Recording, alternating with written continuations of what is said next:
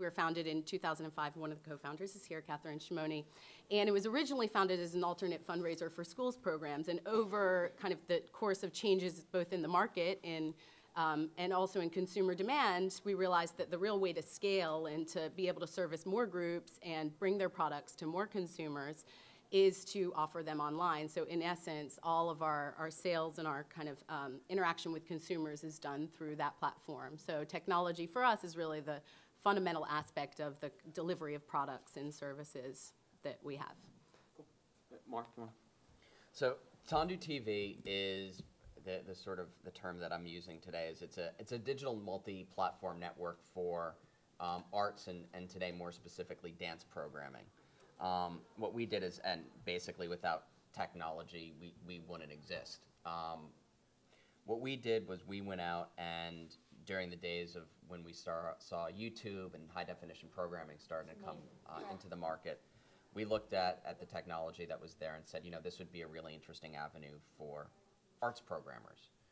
Because if you actually looked at the business rules that were impacting the art, whether it was because of live, whether it was because of existing broadcast or distribution structures, it was, everybody likes the performing arts, whether it's dance, whether it's theater. We all like it. We all love it. We all need it. It's just a question of how do we access it. And we looked at the technology as a way to provide people with access to performing arts and to cultural experiences that they wouldn't have had or been able to access otherwise. So really just a basis of if you want to see a theater show anywhere, you know, you have to be in the right city at the right place at the right time and have to be able to afford a ticket or have ticket availability. And we looked at technology and the distribution opportunities that we thought were going to come into the marketplace and obviously did as a way to sort of break down those barriers and let everybody enjoy the arts, which we think is a pretty good thing. For us, I think where we're seeing technology now and where we see ourselves heading in this direction is really with the use of I guess, video capture techniques and technologies. Specifically, actually, we're looking at 3D now because it is a way to sort of very organically provide that live experience or that plausibly live experience in a way, again, where you still have down the road universal accessibility. And most importantly, in a way that you can actually sort of close the cycle for performing arts companies and performing arts organizations who, like Hollywood studios, have always been in a mode where, you know, if you look at the Hollywood model where there's all of this upfront costs in actually creating that first negative of a film, they make all of their money down in future revenue streams. And so to provide that to dance and performing arts organizations is something that we hope will lead to sort of cultural programming sustainability in the future. That's great. Nella? Okay, so I am the Director of Marketing at the Public Theater, which is downtown in the East Village. We have 5 spaces in a very historic old building at 425 Lafayette Street that used to be the old Astor Library. We also run right next to the big building, there's a smaller nightclub called Joe's Pub, which is one of the premier music venues in the city. And we also run Shakespeare in the Park in Central Park every summer. So we basically have what we consider ourselves, 3-part population of people who interact with us through these 3 different ways. And on occasion, we move a show to Broadway if the demand is great enough. And probably our most famous show is A Chorus Line. A couple of years ago, we moved a show called Hair. And then last year, we had Merchant of Venice with Al Pacino and Bloody Bloody Andrew Jackson, which was a new musical also on Broadway. When I started working at the Public, which was about 2 years ago, I was quite shocked to come in and find out that all of the sort of advertising and marketing was very traditional, and there was a reason for that. My predecessor was somebody who had come from a Broadway ad agency right before the advent of social media, and so all of the marketing and advertising plans were pretty much print based. There was radio, a little bit of radio, but really was very print heavy. And I came in and I was very surprised. The Public didn't even have a Facebook page, and we didn't have a YouTube channel. It was very strange to me. So I kind of set out on that, kind of on a mission to add these different, sort of different networks for us to communicate with. And for me, we're blessed in that our audience is probably the youngest of all the big nonprofits in town. So like Lincoln Center and the Roundabout Theater, Manhattan Theater Club, those are kind of our colleagues. And while we're the same size, our population tends to be younger. We're made up mostly of baby boomers and Gen X, and then millennials. So, we actually have a population that is willing to engage with us on these platforms. It has really been an incredible way to get the audience more engaged in the work. Part of what we do, we do Shakespeare and then we do all new work. That's pretty much what we do. And with new work, it's very hard, to get people excited about somebody that they've never heard about, a playwright that they've never heard about, with a new work that they've never seen before. And these different ways of distributing information really, really help us to get people engaged. We know in the performing arts that there is a predisposition to enjoy a show if you've been what we call, if there's preparedness. That means if you've read something about it, if you know something about it, even if you know like something about the set design, that already predisposes you to enjoy the work. So for us, producers of new play, this is so crucial. So we do a lot of videos. We have a really engaged Twitter and Facebook following, more on Twitter. So we have 13,000 friends on Facebook, like almost 12,000 Twitter followers, and they really engage with us. The work that we do is not only just new, but it's very, I'd call it responds to what's happening in the world. So last year we had an 8-hour play about The Great Gatsby. That was every word of The Great Gatsby spoken on stage. We had a 3-part play about the history of Afghanistan. We had a play about the Gaza Strip. We had a play about the Bush years. We had a play that was set in a Lebanese Palestinian refugee camp. So, these are the types of works that we do, and people have a need to talk about it and respond, and our staff can't do, a talk back after every single performance. So the way that people engage with us is they go on Twitter or Facebook and post their thoughts about the shows. And it's not just for the political shows. The Shakespeare shows get a lot of traffic too.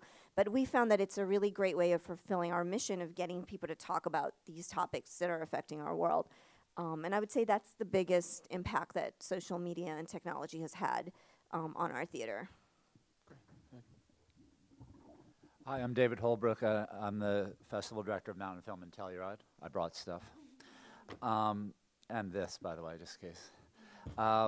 We're an odd film festival out in Telluride, Colorado, with this strange mix of film festival, think tank, and jamboree, or a little bit of TED, a little bit of Burning Man. And when I first started there, when I interviewed with the board, which was 2007, I said to them that you've got a great 4-day event. What happens the other 361 days of the year? And as a festival director, the festival's really exciting. It's really cool to the build up for, and then the inevitable, as we were talking about, sort of drop off in energy and and need for sleep. But my focus was really, what are we going to do to reach our audience the rest of the time? And obviously the internet was a huge part of it. We also have a traveling tour, which is coming to Lincoln Center October 21st to 23rd. I hope to see you all there. So we looked at this and we said, how are we going to go about this? And for me, our films are mostly documentaries, and it's very engaged. And my whole thing is impact. How do we impact our audience to care about the issues that we're showcasing at our festival? And obviously the way to do that was to engage them online, to engage them in the actual organizations that are on the front lines of these issues, like Free the Slaves or extinction groups. We had done a focus on the extinction crisis.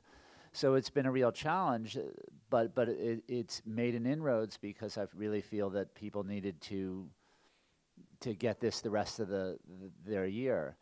The tricky part as a film festival, and I think you have the same thing with the public, is it's like being in this room. There's a collective experience. You can watch this online, or you can be here, which I know is enormously more riveting than watching it on your computer. It's the same thing with a movie. The collective experience of being in a theater is really important for us. Same thing with dance, I would imagine. Yet, people are watching films that we program are online sometimes. So we have this conflict, and it's one that we're still resolving.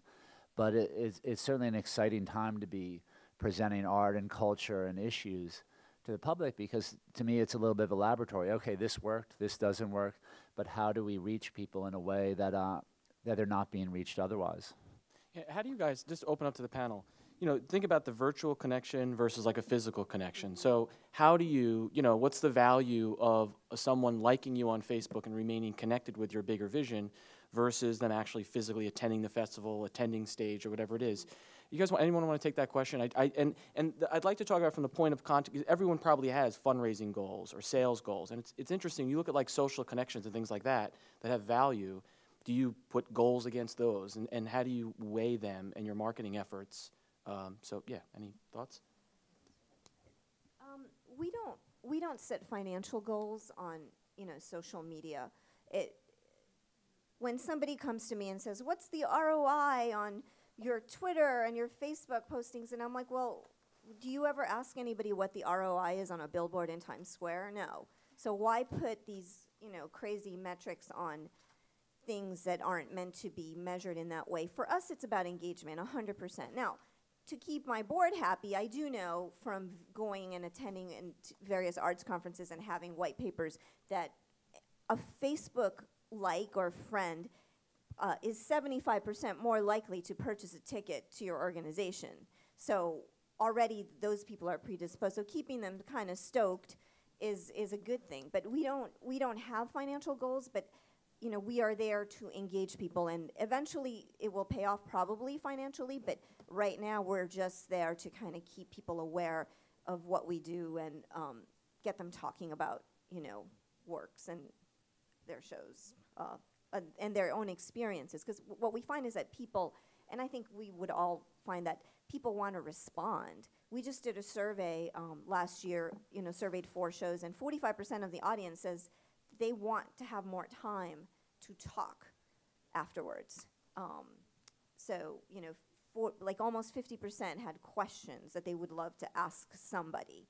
So it's a small way of helping that along, and we're still trying to brainstorm larger ways that we can make that accessible to the audience. But for now, it kind of exists in these platforms. Does anyone else want to take that question? Or?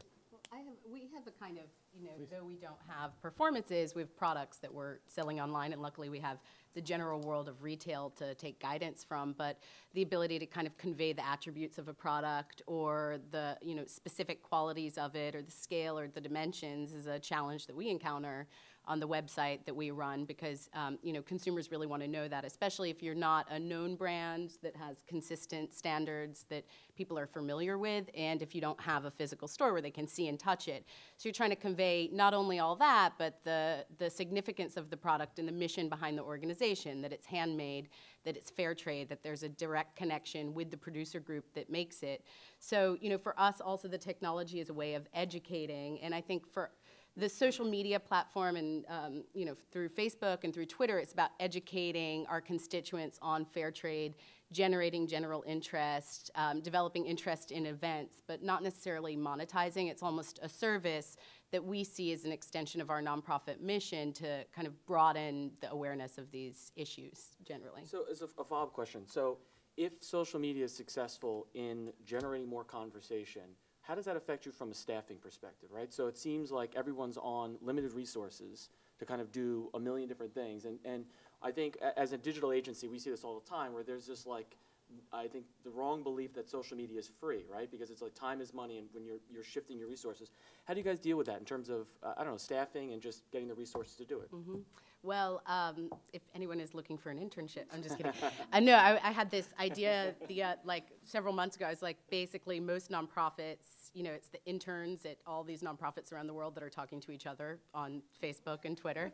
But, from a staffing perspective, it is really difficult because there's so many levels. It's like, first of all, just generating the content that you're going to put up there, and then responding to your fans' comments on your content, and then beyond that, responding to other organizations out there. So for us, it is a struggle. I think that it's become seen as more integral to a general marketing effort, and everyone knows that they have to do it, but resources are tight. It's, for small organizations, you have a lot of mobility, but it's really difficult to kind of make the most of these opportunities in ways that, more resourced brands or organizations would have. Yeah.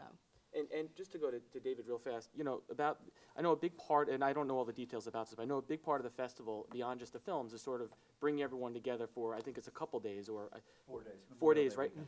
And just talk about how, you know, this was talking before about sort of the virtual versus the physical connection, right? It seems like people committing to go there, to the actual event, it's going to be much more engaging, obviously, than sort of just the softer connection of connecting on Facebook. Absolutely. I mean, Woody Allen's famous line, "What 80% of life is just showing up." You know, if 80% of our Facebook fans showed up at the festival, we'd be in great shape. Yeah. But we are in great shape. We have terrific attendance, and what we're doing is creating a singular experience that's immersive and that impacts. I always joke that we traffic in inspiration at our festival, and people come in and their lives really are changed. They say, "Oh my God, this person spoke to me," or "I saw this film," and they take their lives in a different, generally better direction. You know, to go back to your earlier question of staffing and dealing with this, it's a tricky thing. Luckily, you know, for me, when I said, "Yeah, well, we're going to do the other 361 days," it turned out that, you know, it was a lot of work to do stuff the other 361 days. Our staff hasn't grown bigger in that time, yet we've taken on a TV show, we've taken on all the social media stuff.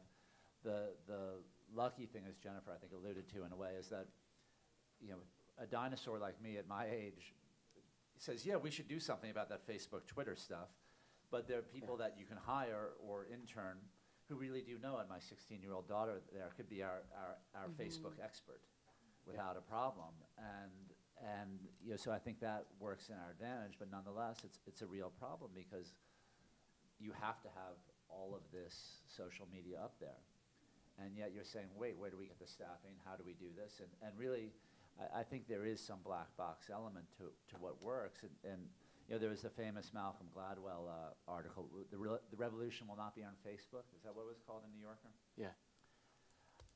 It seems like he was wrong, given that the revolution seemed to happen, and seemed to happen on Arab Facebook Spring. all across the Arab world.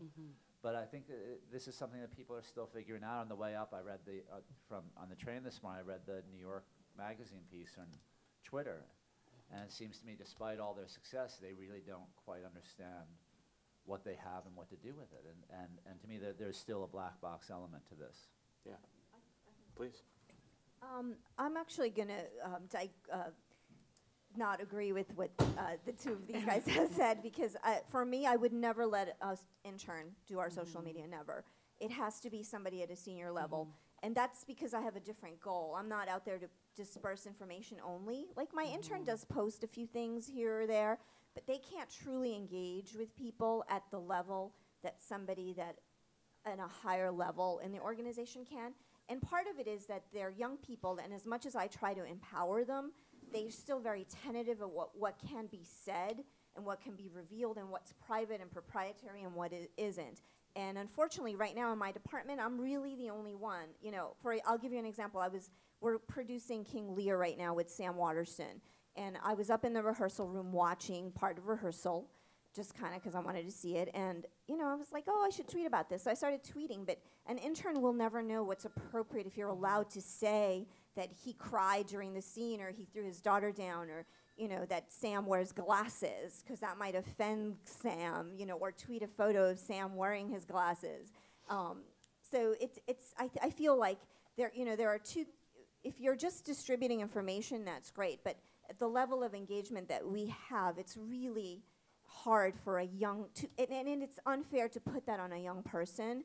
And you know, you see a lot of oops situations that happen in social media, and you read about them, and it's usually because a staffer who didn't know what was appropriate or not put something out in the world that they shouldn't have. So that's for me, you know, personally. And unfortunately, my department manager doesn't do social media, so I have to do it. He would be the only other person that I would kind of be like, go for it, you know, say whatever you want to say, but he can't. So, you know, our interns get on and they do nice postings and do try to engage people, but the deeper level comes at a higher level. And it's a real time suck, you know. If you ever follow the Twitter account for the public theater, you'll notice that most of the postings happen like between midnight and 2 a.m. or between 8 and 11, which is when I'm on my way to work, and on my lunch hour. I mean, it's almost like a given, that you'll see the most postings happening then, and that's not really when people are on, but that's the best that I can do. That's great. Well, I think also, and to even, talk about, I think it's bad arts organizations that use interns on Twitter.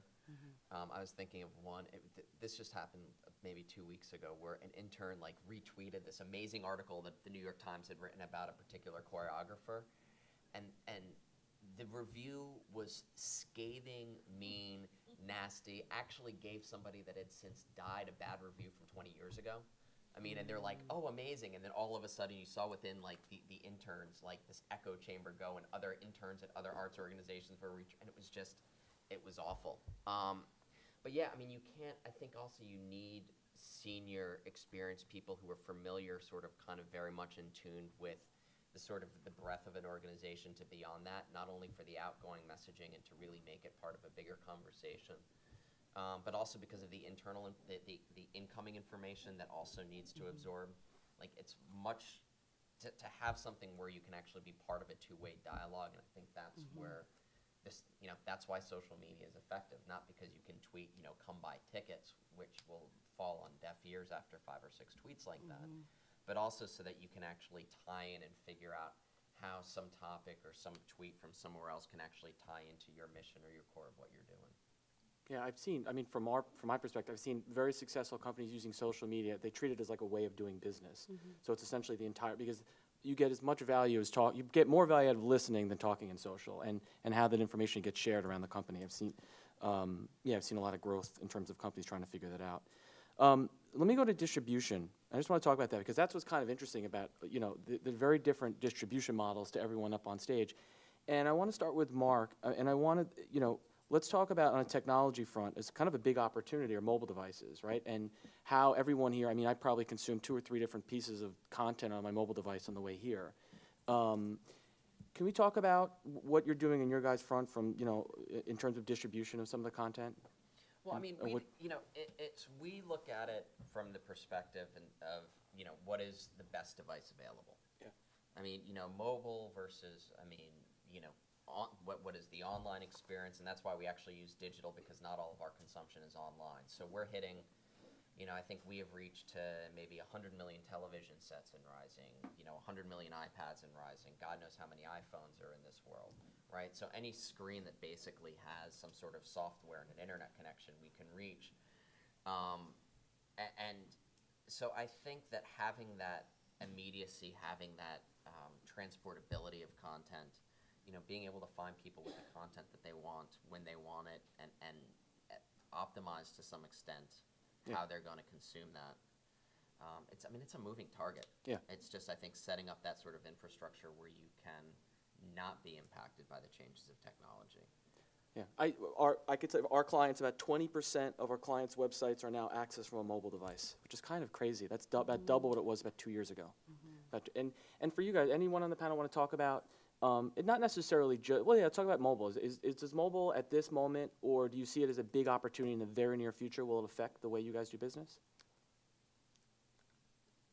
For us, it would just make the kind of purchasing, it's important for us to have a platform for purchasing mobile, and I think people are seeing that e-commerce is, more and more happening through handheld devices, so certainly.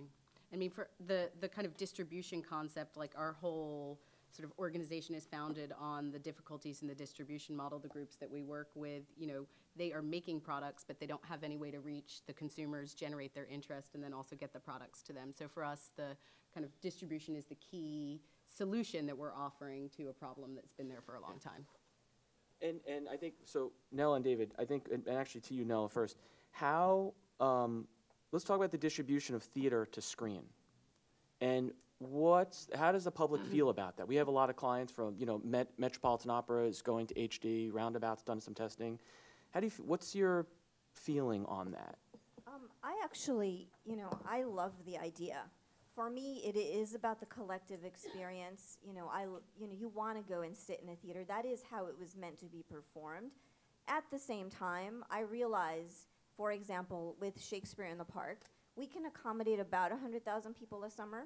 More than 100,000 people a summer want to come see the show. So if we had a big screen outside on opening night on the Great Lawn where people could watch, and the people that got in, and then everybody else could watch on the big screen, that'd be a huge extension of our audience. I get calls all the time from school teachers all across the country saying, do you have a tape of the 12th night with Anne Hathaway? No, I don't, you know. And it's so sad to me that, you know, at least if you cannot have that collective experience, you can have something. And I actually think that the HD simulcasts are really sophisticated and beautiful. And I've seen shows, like I saw the Phaedra with Helen Mirren, and I actually preferred it on screen. And I know that's heresy, but I thought, like, there's no way that me with the seat that I could afford in the balcony will ever see that expression on her face close up. And it was amazing. So I'm all for it.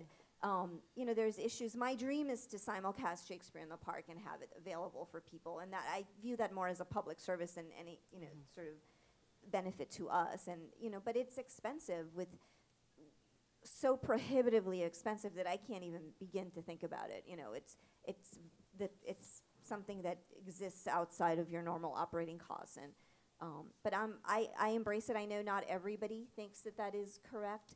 And I also want to say that I recognize that not everybody wants the collective experience.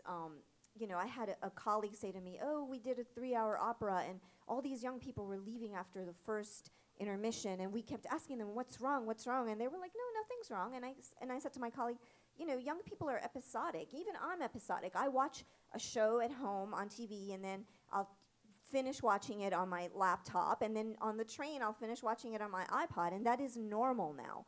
And it has changed how people experience art, and we have to recognize that, or we're going to get left behind. So Let's do a show of hands.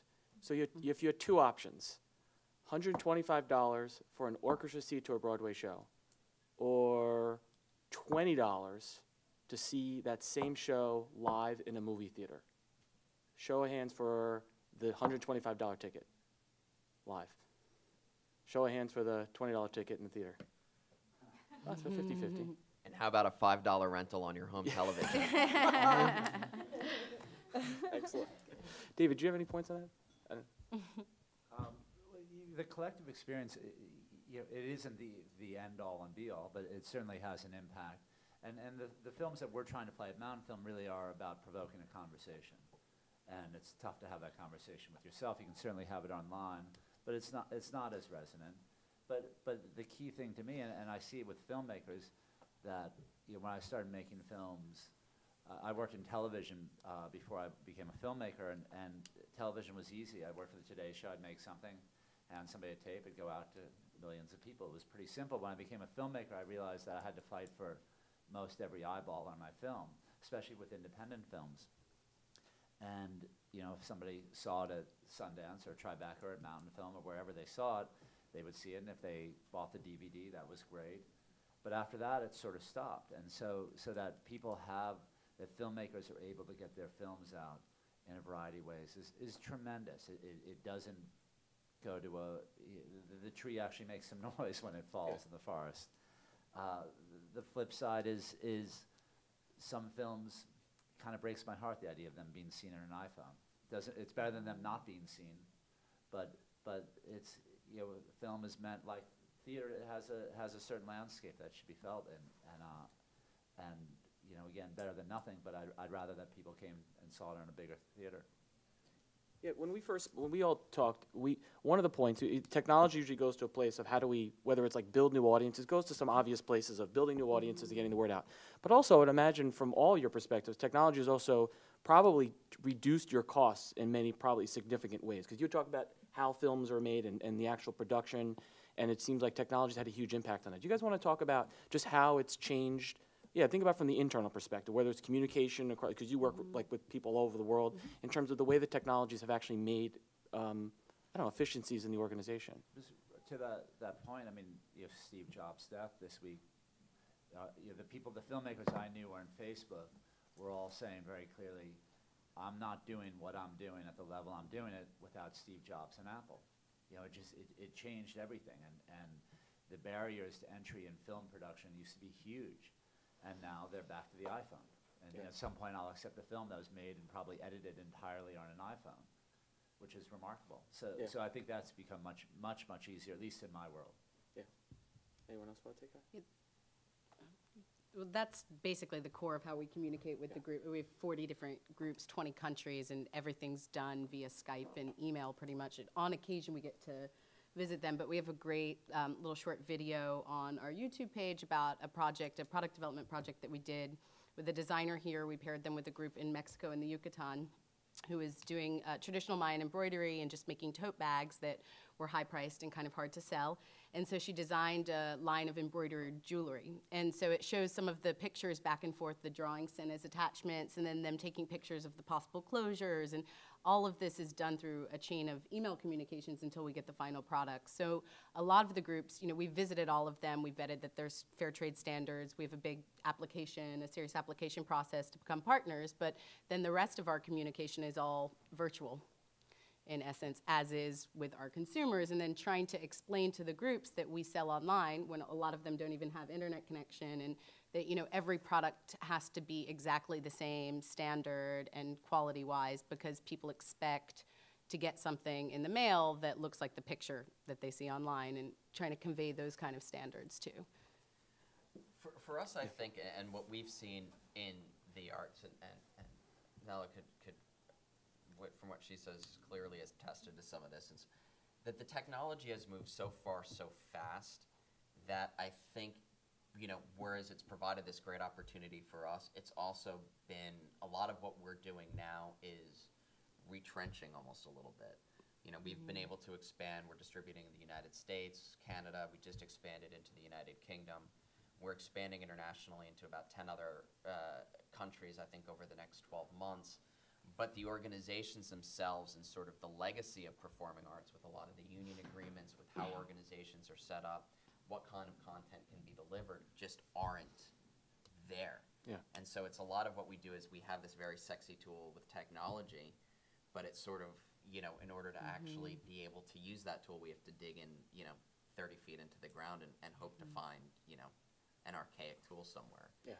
And it's really, it's the inertia, I think, within the arts, especially in the United States, has been a huge problem. Can we talk about what does technology not do well, right? So, because it's easy to talk about all the promise of technology and social media. Let's talk about something that has actually it was a threat potentially to your vision as an organization, that you've either seen or you're concerned to potentially see? Well, one thing technology doesn't do is tell stories. I mean, it helps tell stories, I think. But for me, you know, it's great that there are all these barriers. All these barriers have been reduced to making films. The flip side is just because you can make a movie doesn't necessarily mean you should make a movie. And the democratization of filmmaking has its, you know, flip side, and that is a lot of really crappy movies are out there that wouldn't have been otherwise. And I think that people rely on the technology, and they, God, I've been on Final Cut since I was 13. I know, you know, I can do everything with this. I'm like, can you tell a story? Can you find a good character? Can you distill the essence of what art is? And technology just doesn't do that. Yeah. I don't know if I can answer that, but I agree with that. It makes everybody kind of an expert. So, like, my fiance is a photographer. Old school, went to school. He learned how to, you know, chemistry. He learned how to set up a shot. He learned about lighting techniques. Anybody now with a digital camera thinks they're a photographer because you can take great pictures, but that doesn't mean that you know how to set up a shot or, you know, make a great, sort of tell a story in the tradition of the old kind of photojournalist, like a Cartier-Bresson or, you know, whomever.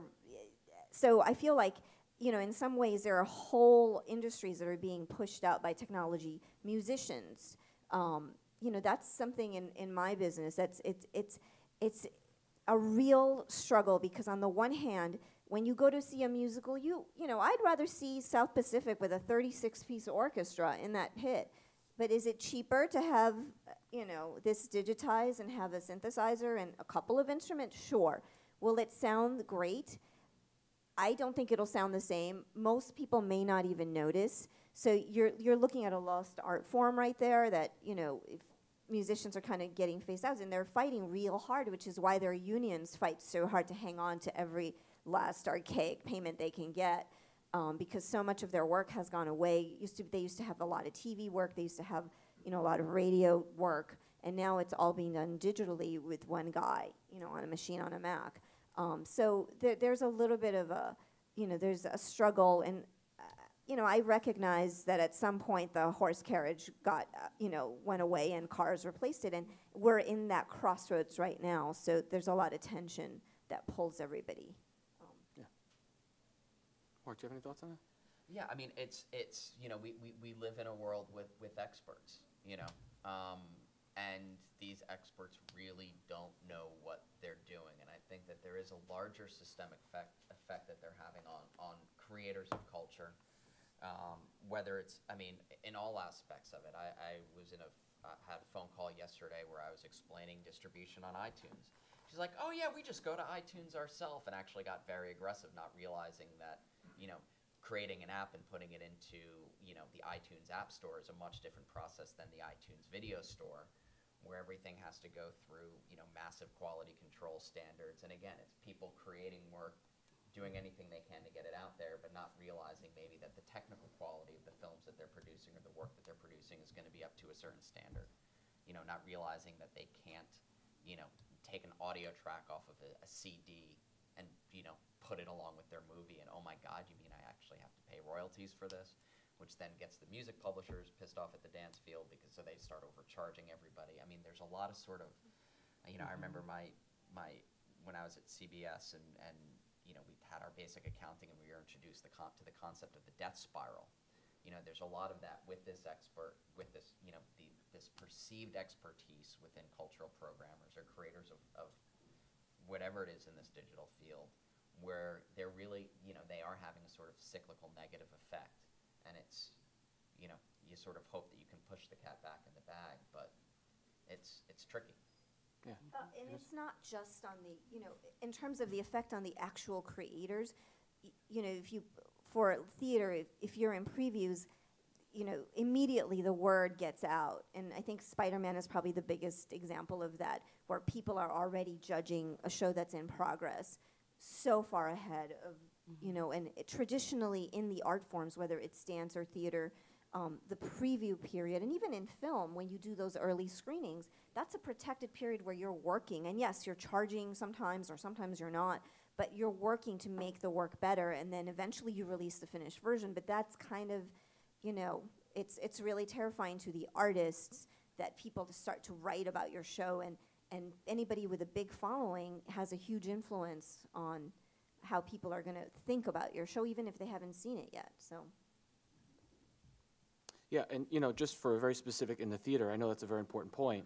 A lot of shows, there's a window of time when a show is in preview performances and they're still working on. SpiderMan's a client of mine. It's amazing how the press looks at social chatter as a reliable source. And it's very, very interesting, and it's happening in it happens in all forms of entertainment right now. So it's interesting. People look at, like, how do we pull what the consumers are saying, and to do that really well is actually hard. To really look at what consumer buzz is saying, it's not just going on Twitter and searching. It's a little bit more advanced than that. That's a very, very, very big topic across multiple arts industries right now. Yeah, did you have any thoughts on that last question? Well, I think just generally, it's kind of related to that. It's the filtering of information. This came up in our conversation as well, that there's just so much content out there. So to be able to capture an audience's interest, capture consumers' interest among all of that. And I think, if you can establish yourself as a brand that's trusted and that, has a history and has meaning behind it, you can sort of stand out among the multitude of sites that are maybe claiming something or offering something, and a lot of them are legitimate, but that it's just really hard to capture interest, as we all know, in the age of fleeting interest, basically. Yeah, one of the big pros of, like, social media in particular, right? It like democratized how content could be distributed in a really pretty fast fashion. And yeah, with that said, so the fact that organizations now could do it quickly and arguably free in some situations, so can everyone, right? So yeah, so the clutter that's out there of all these different organizations are probably talking to the same group of people. So some people, they may like you, but they also have, 100 other organizations that they like. How do you guys invest, I don't know if anyone wants to take this question, but digital content, like how do you continue sort of the online PR, I guess, for your organization through content? Is that a big part of the strategy? And there's a difference, right, between like creating content versus just the normal kind of back and forth with people on social media. Do you guys have like any specific plans where you say, we make it a point to just create content specifically for social media over the course of a year, or, I don't know, any thoughts on that? Sorry. Yeah, we definitely do, especially leading up to the festival. Yeah. We'll have special guests coming out, and we'll say, okay, we'll do, original content, original interviews with this. But our whole thing as a festival is a filter. I was thinking all four of us in a way are, there's lots of dance, there's lots of world goods, there's lots of theater, lots of film, and we're, as a brand, what you were saying, we've worked to establish ourselves, saying we've given the Mountainfilm seal of approval. In terms of getting to your question, it's a really tricky thing, but because we are basically using other people's content and bringing it all together, and people love that. But we're not content providers per se ourselves, but we have to do that because we also have to promote what we're about. I mean, I think you'd have the same thing at the public in some ways. For us, all like the social media is part of the overall marketing plan. So it is equally, when we set out to do a show, we sit down and we say, okay, this is what we're going to put in the New York Times. This is what's going in Time Out. This is what's going on social media. The Public Theater we have a terrible website. So even like putting a video on our website is a huge challenge. Right now, it's going through a redesign process right now. So when we make a video, we know that the distribution channel is YouTube and it is social media. And we do create content for those channels. So like this week, we're opening a show about Steve Jobs, and the video is not about Steve Jobs, it's about how the Public Theater uses Apple products, which I was very surprised to find out that our entire lighting grid is controlled by 9 iPads. And I thought that the public would find that very interesting, rather than another interview with the artist, which is normally what we do, interview the artist, and they tell us why they made the show, and we thought, okay, we'll do something else. So we do sit down very strategically and think about, what can the video be, what will the blog posting be, and then it's all worked into a timeline that is the marketing plan, because it's that important.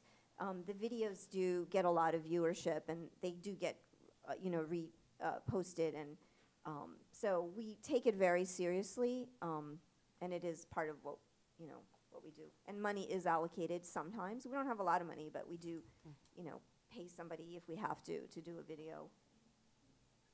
Mark, do you have any points on that? Yeah, I mean, one thing, with our assets, it's all licensed assets, right? So, I mean, it's already, if you talk about, some of the productions that we're piping through our platforms now, I know some of the budgets were, which for dance programs are fairly substantial, $500,000, $1 million. I think we've got one in production in there that was about $1.5 million to produce. But I think for us, it's also being able to take that and I think where we stand differently as opposed to David and Nella is that, our stuff is always out there. We don't have to hit a particular window. So our cycles are starting to work a little bit differently. I think one of the challenges is figuring out, especially since we're dealing with so much international content at this point, and the self-plug is, I just started writing for the Huffington Post as well with Kathleen here, and we wrote an article about how this is starting to impact the international expansions and how international organizations are dealing with media versus U.S. organizations and what impact that we might be seeing.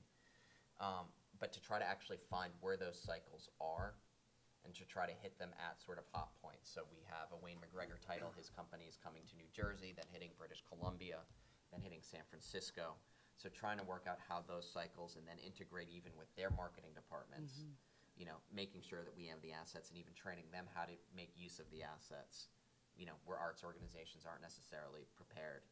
It's just a mess. Yeah, and ours similarly, like our marketing cycle is year-round, but more concentrated on the holiday season. We do, I mean, there's so many ways that we kind of market online. We do keyword research for all the content on our site, but particularly the product, like everything is named by how people are searching, and those are repeated. We have a Google AdWords account. We run that, so a lot of like SEO and SEM, you know, making the most of our email list as well, and then creating compelling content for the blog and for Facebook and for Twitter, but also short videos that really, because for us it's about making the personal connection between someone who's buying a product and the people who are making it.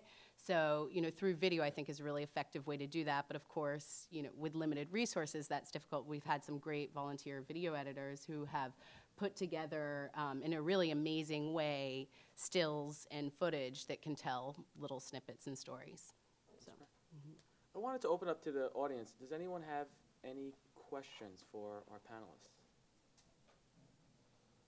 Perfect. You've talked a lot about, I guess, pushing product and content out there, but I haven't heard, do you monitor your Facebook pages, do you respond? I mean, a lot of times people put something up on anything, even on Twitter, nobody ever responds. You know, I tried to get help from Twitter some time ago, and nobody responds. You know, you can only go into a box, and I guess your organizations aren't like that. But a lot of stuff gets, and you talk about social media, but what's the give and take, what's the exchange? We definitely respond. I mean, we view it as a communications tool. So for me, if somebody sends me a tweet, it is equally as important as getting an email. So I respond within the same time that I would respond to an email or to a voicemail or to a written letter, which I get a lot because our patrons do still write letters to us.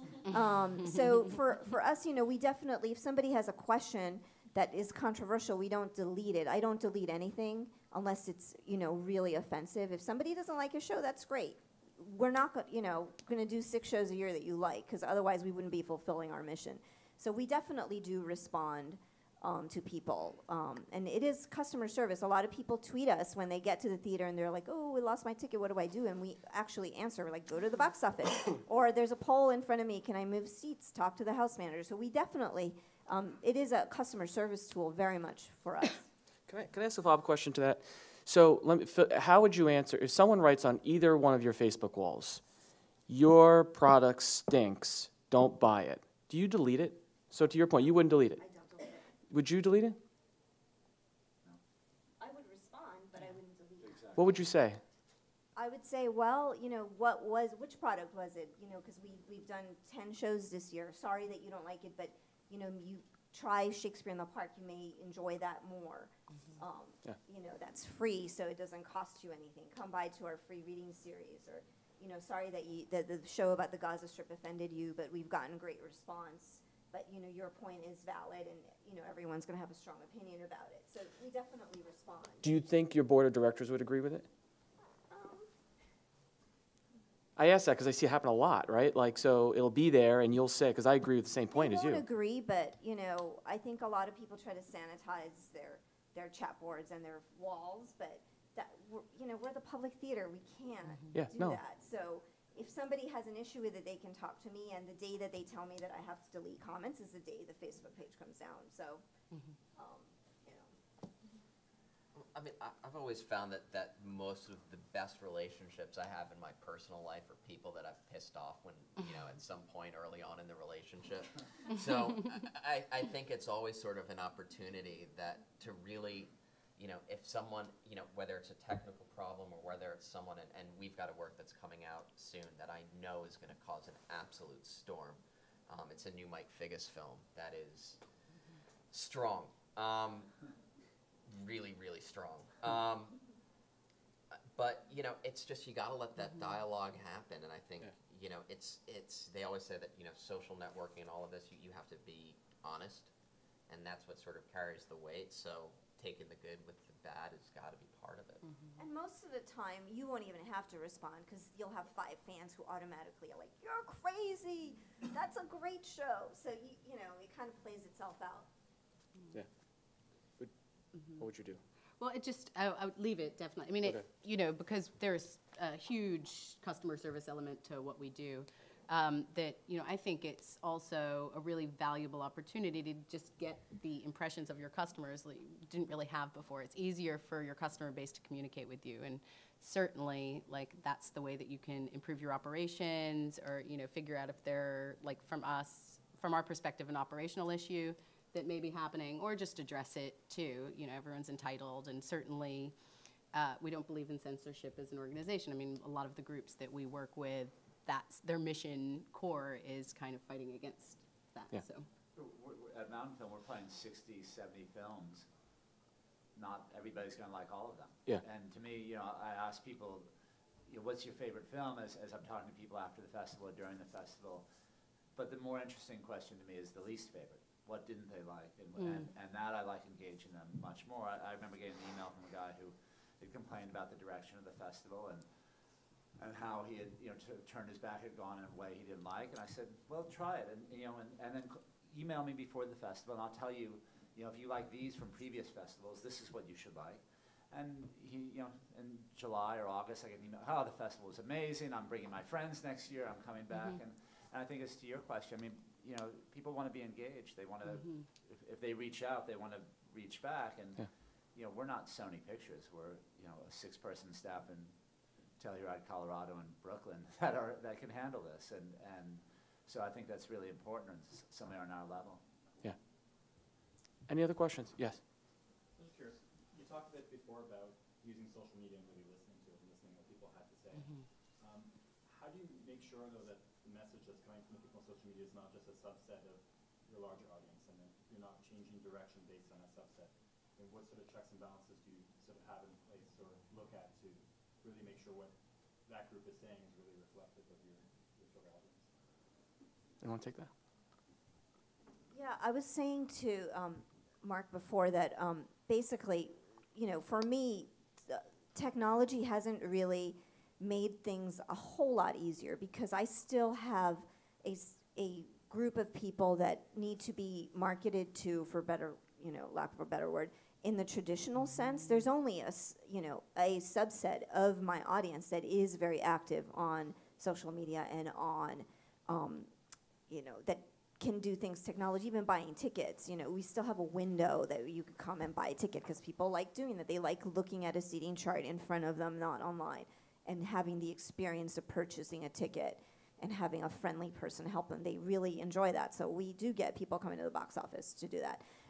So, you know, we definitely still have the other part of what we do, and you know, now there's this other community that's online that we have to deal with. So, you know, you're balancing both. But we, you know, we pay attention to what people say in the theater. We pay attention to, you know, we still have good old-fashioned talkbacks where people tell us what they think. Our front of house staff is great, and they really engage the customer when they come in. And, you know, all this technology isn't any use to you if you don't have anything behind it, whether it's the art or story to tell.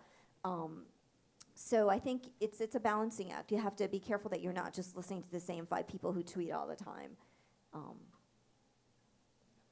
think from a creative perspective, you have to follow that vision, and you know, whether it's to the public or you have to believe in what you're showing, and you know, sometimes it ruffles feathers, sometimes it doesn't. You know, from marketing or business decisions are very different, but you know, that's when somebody really hates a film. I know we've reached them in some ways. I hope we don't have a lot of that, but you can only listen to it so much, and you have to. And then if you keep on getting it and it turns into an avalanche, then you're kind of screwed. I think sometimes when things happen, you also just have to be willing to let it just go the way that it's going to go. You know, we ran into a potential PR problem over the summer where, you know, ballet audiences are very, very, very passionate, and we took some actions against some clips on YouTube that resulted in 2 major kind of archives of the Mariinsky Ballet, pirated archives, getting taken down. But because obviously, you know, the field itself hasn't caught up to the use of technology, it was all stuff that was taped off of TV or DVD broadcasts.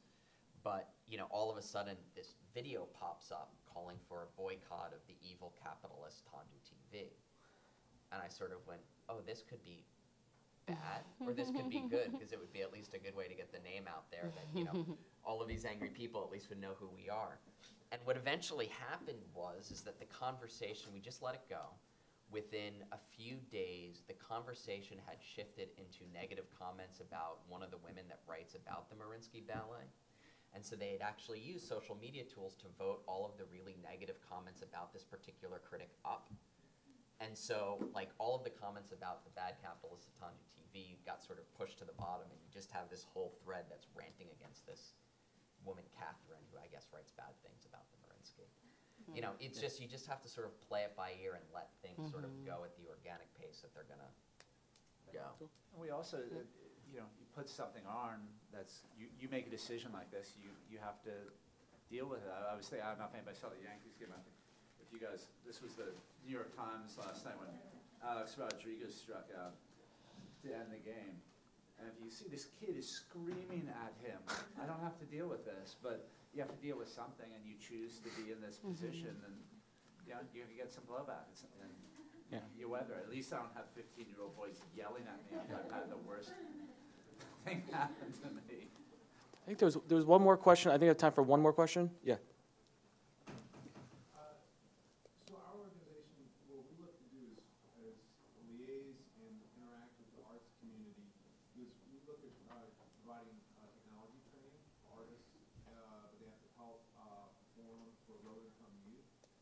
So we look at them actually starting businesses together. So we want to interface with the arts community. So those in the technology sector, what would be the best way to interface with the arts community?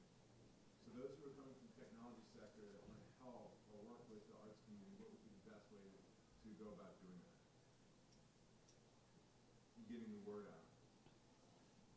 I would probably go with coming in maybe on a service organization level. So for instance, if you want to reach the dance community, you go in through Dance NYC.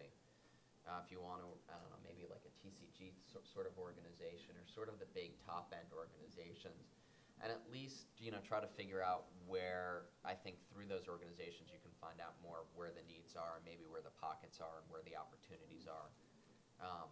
I think there's been an increasing amount of emphasis, I know at least within the dance community in New York, we've started to look at this, trying not to replicate efforts. And so there's, you know, because you have all of these projects that are happening that are getting funding in parallel, where nobody's, you know, the right hand is never looking, that's the left hand. The left hand is never looking at what the right hand is doing.